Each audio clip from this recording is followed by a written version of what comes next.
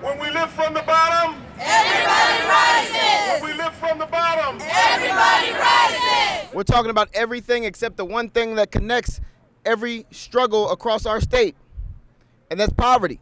Because you know who knows how to talk about poverty? People who live in poverty.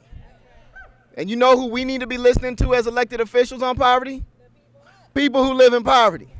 We have over 6 million people, almost 7 million people in California who live in poverty right now, at a time when we have the 5th largest economy in the world and a $100 billion surplus.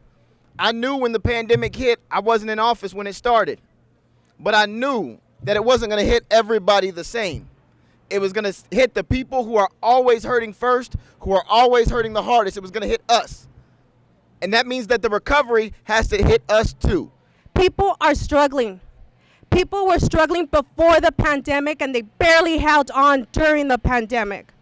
And we can't keep expecting them to continue to go hungry on the brink of homelessness when our policymakers can make a change now. As a single parent, it leaves me with no time, no quality time for my loved ones, no me time or my self time. That's what I call me time.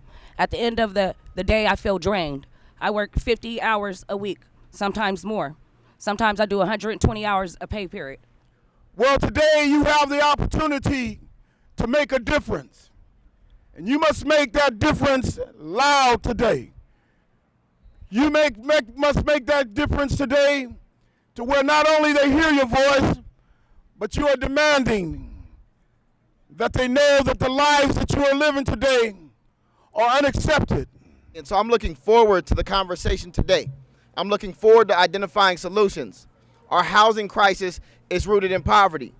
It's the poorest neighborhoods that live next to the highest environmental hazards. It's the poorest neighborhoods that have the highest police presence. It's the poorest neighborhoods that have the most underfunded and underachieving schools. And we can change all of that if we center the root of the problem, and that root of the problem is poverty.